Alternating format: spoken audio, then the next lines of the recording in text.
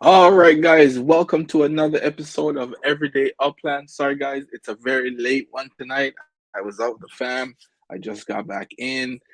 Something I really wanted to talk about um, that happened recently is with the whole everyone selecting their home in Upland or home address.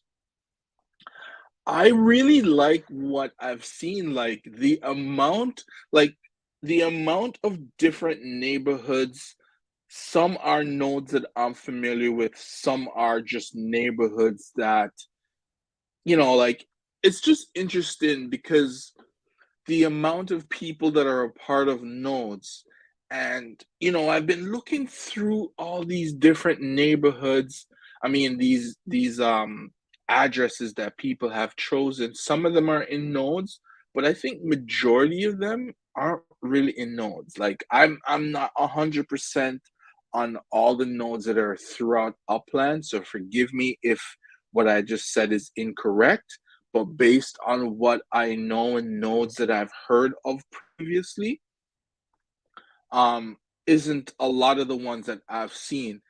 Before Upland decided to do this with your home address, my goal was to bring some content where I would go throughout Upland, throughout different cities, trying to find some of the nodes, the little to known nodes that are out there that people have built up and it's not getting any recognition. I was going to do that. But once this Upland home address came about, for me, that really changed everything. I didn't necessarily need to go out and do, I probably still could, but I felt that the people who participated in picking their home address has really helped out the nodes that they're in or just the neighborhoods that they're in all by itself, because just going through all the different neighborhoods in the different cities, it's quite amazing. I'm very, very um interested in this because even the question popped up in my head: what about those people who are running nodes, or, or who have created a node, and they may search on Twitter and notice some of the names of the people who are a part of their node aren't even picking some of those nodes to be their home addresses. A lot of these, like Century City is a node, so I know that there's a few people. I think Century City, Bucktown. I'm not sure. Where is it? Sherwood Estate. I see quite a bit of those. This one's pretty new. San Francisco, there's a lot. There's a lot in LA, Brooklyn. There's Bucktown again. Chicago again. Chicago. I think Chicago and LA are like one and two in locations where a lot of people choose to pick. And I would say Queens and Brooklyn are can fight between between three and four position. But like some of some of the nodes that I'm familiar with, I do not see them. I see other names, other communities that I'm not so familiar with that people are picking to be their home location. Maybe there's nodes at all of these ones, but I don't know. But I find it very interesting in where people are choosing to stay, because even myself, I haven't chosen anything in the game yet and posted it to prove that I have a location, but it's not in any of the nodes that I'm a part of. None whatsoever. I have my Genesis City, which is Cleveland, and I always said if I was gonna build a home, I would put it there, and I'm sticking to that. Maybe my meta ventures and other types of stuff that I have in the game may not be there. I may not even start a node or in Cleveland, because Cleveland's pretty much sold out right now. But a lot of them, it's quite interesting, right? Yeah, there's some Cleveland here and there, not too many. I think I saw about three or four of them. Queens saw a lot, LA a lot, Chicago once again, as you see. Bakersfield, not too much here. So Belrose, right? I'm a part of a node there, and There was quite a few actually that chose this node. Quite a few people. I was surprised to actually see this node here, especially a node that I'm a part of, to be in there. Like I know they've been working a lot on getting their name out there, and people are taking some interest in um that node and the whole idea. But just going through on Twitter, all the different people that has identified their home location. See, Manhattan, I don't even think is in the top 5, which I'm really surprised about that. LA has taken it completely. LA and Chicago are the number 1, number 2. You could rotate anything in between. Queens is like a high is like a 3rd or 4th. There's a lot of people who chose Queens. Not so much San Francisco, which is another thing that I'm really surprised about, that San Francisco wasn't doing it. Like I said, Brooklyn, right? Brooklyn and Queens. So maybe Brooklyn would be 4th and Cleveland too. I'm even surprised. New Orleans, I think this was like one of the only ones for New Orleans. Like, it's just amazing. There's a few for Kansas City. Kansas City have a lot of nodes, so I'm not surprised to see it there. I thought I would have seen more of Kansas City, but because of all the nodes that they have, but that's what made me really come to this idea that, hey, like, a lot of these people are part of all these nodes, and not too many of them are picking their nodes as their home address, right? But all in all, it's still good. It's your choice. I don't think anyone that's a part of any node should get too upset because someone didn't pick their node as their home address. People have the option. People play the game for fun and obviously to interact with others and get to know people and so on and so forth. But if you choose not to live within your node, there's nothing wrong. Maybe you want to start a meta venture there. Maybe you want to do something else with it. Maybe you want to rent it. Maybe you want it as something that could bring some form of income to your to you in Upland, right? But like, yeah, Chicago, LA, man, number one spots. Everyone chose there. Few chose Detroit, not too many. Here's another one that's New Orleans, right? But not enough for you to say Santa Clara is on the same level as New Orleans. Not too many. Bakersfield, the same. This is just now I'm seeing Bakersfield, right? Portage Park is another popular one I did see for Chicago. I did see a lot. Like there was a lot. It was quite surprising because that's a node, and a lot of people really, really like that node. And it seemed like they probably put in a lot of time and money, and maybe the Discord group is a good group of guys or girls, and they just want to be a part of it all the way through, right? So yeah, like, just going through all of this is another one in Kansas City, Citadel. Um, just going through it and just seeing where people are choosing.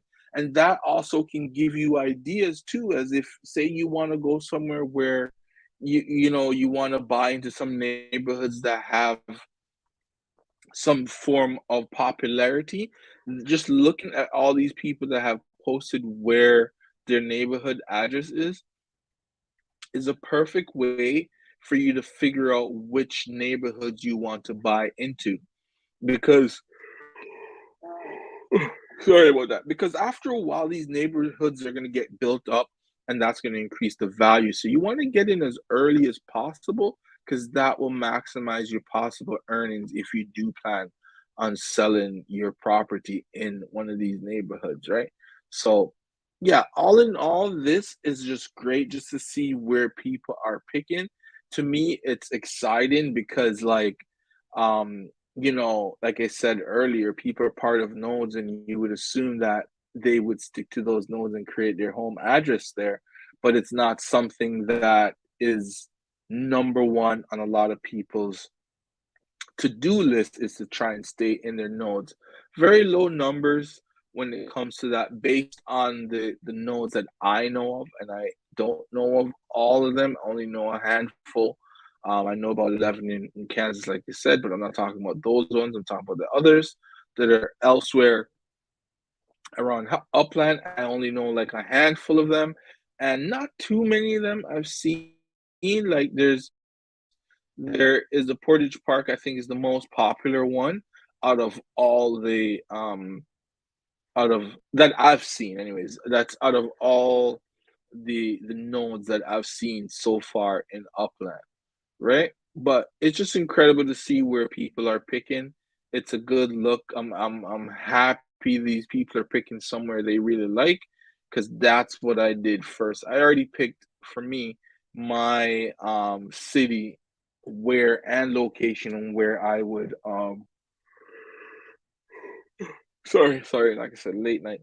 Where I would make sure I turn that into my home residence because I did have a feeling that that would be coming, or maybe I just said to myself, "Oh well, if I could pick one location, this is what it would be." See, Portage Park again, right? There isn't. There we go. More often than any other one. Sherwood Forest in Detroit, I think, is another one of them that I didn't see too much of. There was probably, I think we only passed maybe two or three of these. So yeah. So my question is to you guys. Please leave down in the comment this answer where, if I didn't scroll past your name already here, if you didn't already posted it on Twitter or Reddit or posted in your Discord, and I would like to know. I'd like to know where you guys chose to be your home address. You just have to put the city. If you want, you can put the neighborhood as well, especially if it's especially put the neighborhood if it's a city or a neighborhood that you have a node in. So at least I'll be able to differentiate the ones that have that chose their home address to be in the node that they're in, or to pick another, or did they pick another location for their home address? Yeah. See, Chicago in general, Bucktown is quite popular. Is another one. There's another Portage Park again. Glenview. Oh, yeah. So yeah, Chicago, man. Chicago is one of the hot ones. Look at that.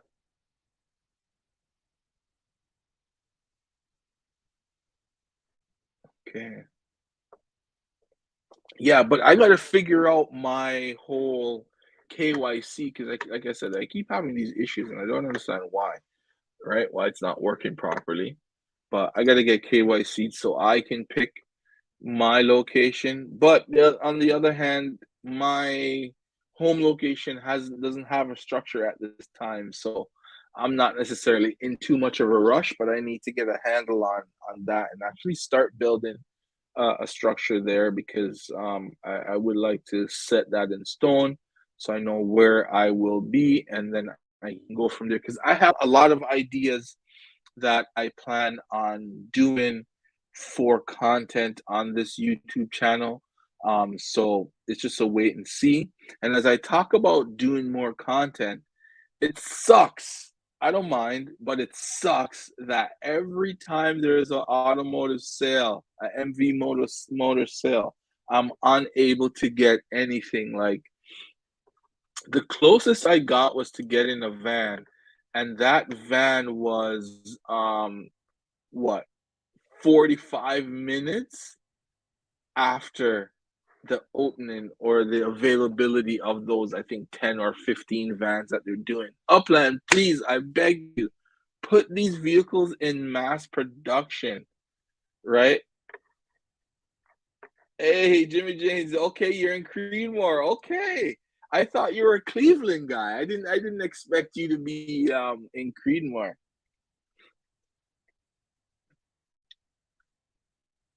Yeah, but yeah, that's all right. That's good, man. That's good. I think even though I'm a part of that node as well, Cleveland's always been like my number one spot. That's where I chose to start out of all the other cities.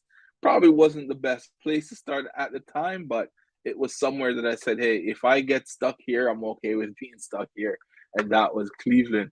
But yeah, like I wanted to create more content and had to be able to at least give you guys maybe I do one and two races here and there, at least to be able to give you an understanding of how all the vehicles work and stuff like that. And yet again, I missed my opportunity to get a vehicle. But what I realized is that if you want to get one of these vehicles, the moment you see that notification that pops up on your phone and the ad pops up when you open the app, just sign up right away.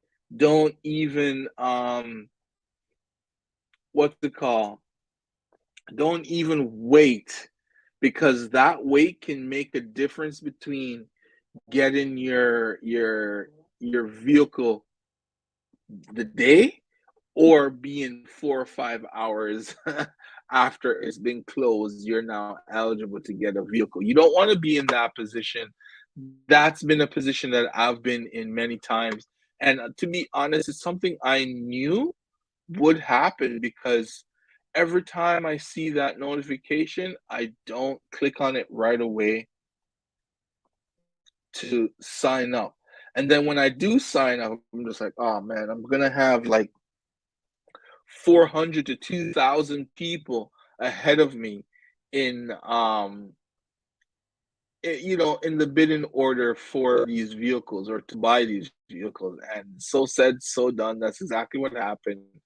But it's whatever. I know I'm not gonna be able to get one anyways right now due to the fact that I'm really slow on these notifications. And maybe one of these days I'll be on the app or something and it pops up and I sign up right away, or I open the app and once everything loads up like 10 seconds later, that pops up and I jump and I register. Because that's the only way. Like, you have to be quick with this thing because it's not easy to get to get one of these vehicles, right? That's why they can keep the prices that it is at what it is.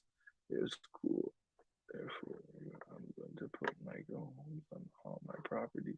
Why are you gonna do that? Like, are you planning on not like selling them for the minimum, or what's the idea behind the all micro homes on the property? I think you should save all of that for all the smaller properties that you may have in Cleveland that are too small for a small townhouse. You can put the micro homes on and then put like a small townhouse on everything else.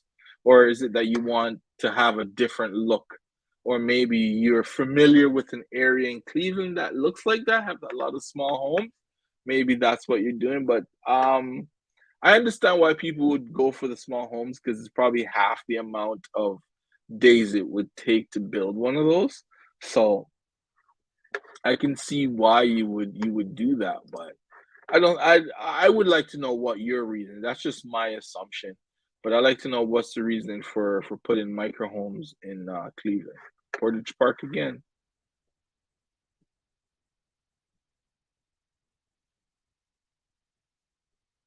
All right, I think that's it. So from the 11th all the way through, right? Today's what date?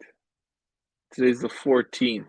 So at least for the last 3 days, these people have been posting. I've been keeping an eye on it, but yeah. But back to the motors thing. Yeah, like unfortunately, guys, it's kind of shitty that I won't be able to bring you any of that type of content. Maybe in because I was hoping to do maybe one or two race here and there. I don't know, but I would at least be able to kind of give you that piece of content here. But unfortunately, I did not make it again, so I'll just have to just wait until my opportunity comes.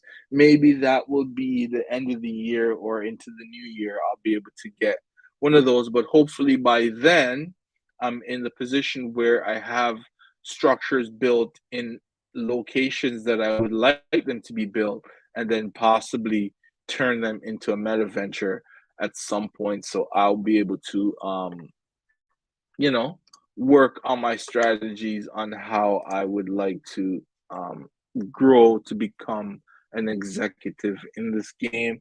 Once I'm able to get to an executive, everything else will come over time quite easily because an executive, at that time, you should be at about what I'm seeing right now, and I've made videos about it, but it's 100,000 UPIX per month. That's where you need to reach.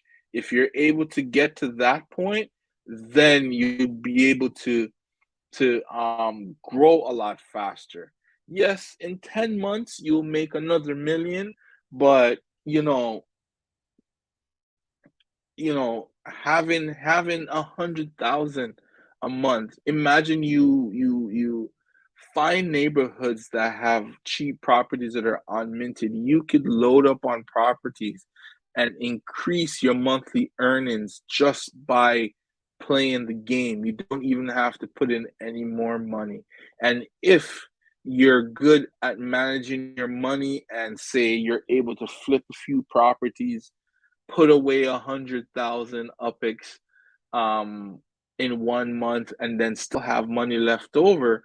Maybe after a couple of months, and vehicles are available or whatever it is, you can add to what you have. You can add to your holdings because you're able to do that without having to actually put additional money into the game. And that's where you really want to get to in this game. That's why I would suggest 100K minimum, I believe, to be able to be okay. You'll be making at least 25,000 UPIX a week. You're able to buy between 1 to 3 properties, possibly if you're lucky enough. I can guarantee you 2, 3 if you're lucky with that 25,000 UPIX, right? And that's every week. You could just load up on those and just grow your monthly yield just because you're able to mint, if possible, because there's a lot of cities that aren't fully minted out, and you can always find that information on UPIX land.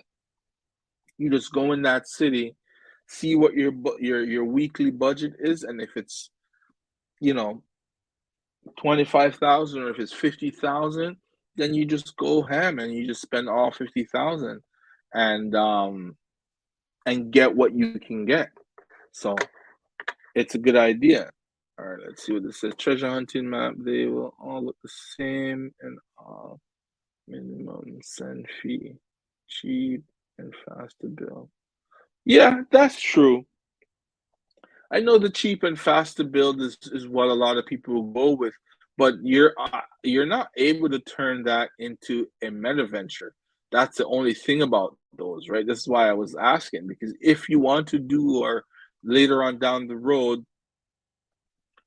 say that you want to start a meta venture, you can't use the tiny homes. They're only to be lived in. They're not able to be turned into a money making structure. So, and the fact that they're cheap and fast to build, no one's I'm just guessing. I don't know. I'm just saying. I don't want to be the know it all, but this is how I kind of look at it, is that people may not want to buy it because they're like, well, I can build one of my own. It's fast and cheap, right?